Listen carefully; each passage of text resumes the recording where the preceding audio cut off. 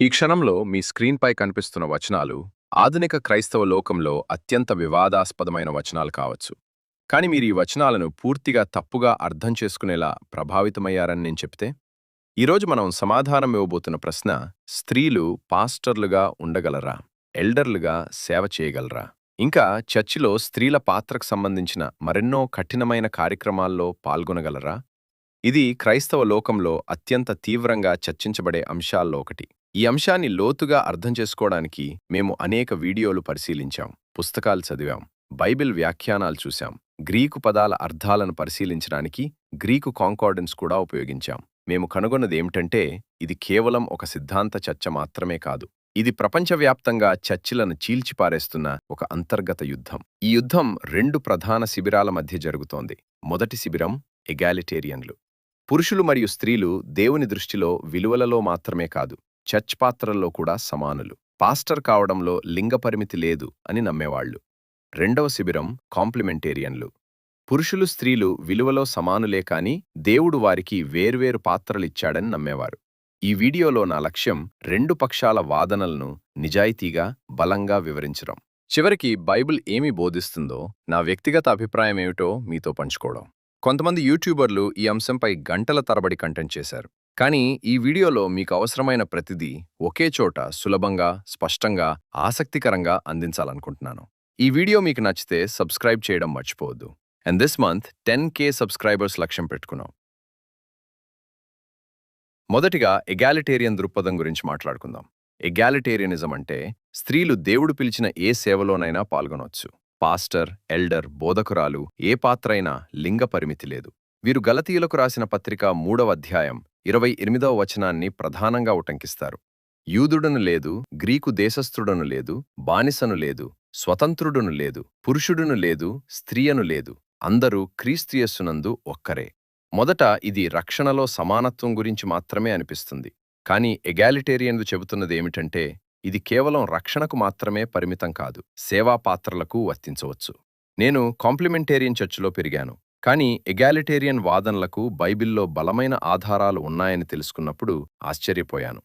1 తిమోతికి 2వ అధ్యాయం 11-15 వచనాల గురించి మాట్లాడితే, అక్కడ పౌలు స్త్రీలు బోధించకూడదని, పురుషునిపై అధికారము చేయకూడదని చెబుతున్నాడు.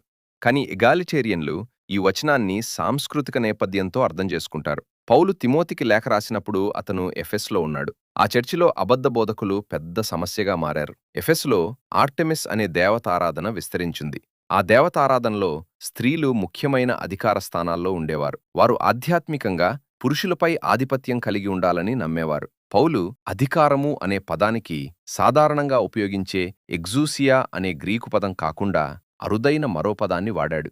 ఆ పదానికర్థం బలవంతంగా అధికారాన్ని స్వాధీనం చేసుకోవడం అని. అంటే పౌలు సాధారణ నాయకత్వాన్ని నిషేధించలేదని, కాని తిరుగుబాటుగా అధికారాన్ని స్వాధీనం చేసుకోవడాన్ని ఆపాలని చెప్పి ఉండవచ్చని వారు వాదిస్తారు. అదేవిధంగా 1 కొరింథీయులకు 14లో స్త్రీలు మౌనంగా ఉండాలని ఉంది. అదే అధ్యాయంలో ప్రవచించాలనే సూచన కూడా ఉంది. బైబిల్లో డెబోరా ఒక ప్రవక్త మరియు న్యాయాధిపతి, అన్నా ఒక ప్రవక్తురాలు. ఫిలిప్పు కుమార్తెలు వాక్యాన్ని ప్రవచించారు. ప్రిస్కిల్లా మరియు అక్విలా అపోల్లోస్కు బోధించారు. ఆసక్తికరంగా ప్రిస్కిల్లా పేరు చాలాసార్లు ముందుగా ప్రస్తావించబడింది. అది ఆమె బోధన పాత్రకు గౌరవ సూచిక కావచ్చని కొంతమంది పండితులంటారు. ఫోయిబేను పౌలు డీకన్గా పేర్కొన్నాడు. అందువల్ల ఎగాలిటేరియన్ వాదన ఏమిటంటే, స్త్రీలు చర్చెస్లో అన్ని పాత్రల్లోనూ సేవ చేయవచ్చు. ఇప్పుడు కాంప్లిమెంటేరియన్ దృక్పథం. వీరి ప్రకారం దేవుడు క్రమశిక్షణ గల దేవుడు. అలానే సృష్టిలో ఒక క్రమం ఉంది. ఆదాము ముందుగా సృష్టించబడ్డాడు, అవ్వ తరువాత సృష్టింపబడింది. అవ్వ ఆదాము నుండి వచ్చింది. బైబిల్ భార్య భర్తకు లోబడాలని చెబుతుంది. ఈ వాక్యం కూడా మీకు తప్పుగా అర్థమై ఉండవచ్చు. భర్తను ఎక్కువగా, భార్యను తక్కువగా చూపిస్తున్నట్టు అనిపించవచ్చు. కానీ అర్థం చేసుకోండి, లోబడడం అనేది ఎక్కువ తక్కువలకు సంబంధించిన విషయం కాదు. ఉదాహరణకు, యేసు తండ్రి చిత్తానికి లోబడ్డాడు, అయినా యేసు తండ్రికి సమానుడే. అంటే సమాన విలువ ఉండటం, ఒకరికి మరొకరు లోబడటం విరుద్ధం కాదు.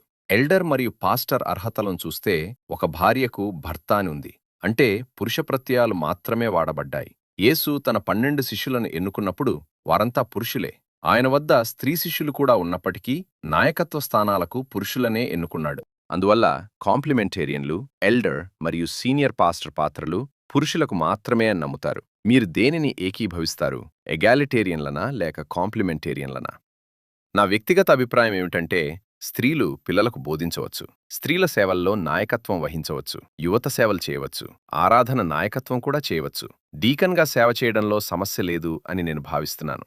కానీ ఎల్డర్ మరియు సీనియర్ పాస్టర్ పాత్రలు బైబిల్ బోధన ప్రకారం పురుషులకు మాత్రమే పరిమితమని నేను నమ్ముతున్నాను. అయితే ఒక విషయం స్పష్టం: పురుషులు, స్త్రీ ఇద్దరూ దేవుని స్వరూపంలో సృష్టించబడ్డారు, విలువలో పూర్తి సమానులు. ఈ అంశంపై మన అభిప్రాయం ఆధారంగా మన రక్షణ నిర్ణయించబడదు. మనం కృపచేత మాత్రమే రక్షింపబడుతున్నాం. మీరు ఈ వీడియోను ఇష్టపడ్డట్లయితే మా ఛానల్లో ఉన్న మిగిలిన వీడియోలను కూడా చూడండి. అది మీ విశ్వాసాన్ని బలపరుస్తుంది. ధన్యవాదాలు.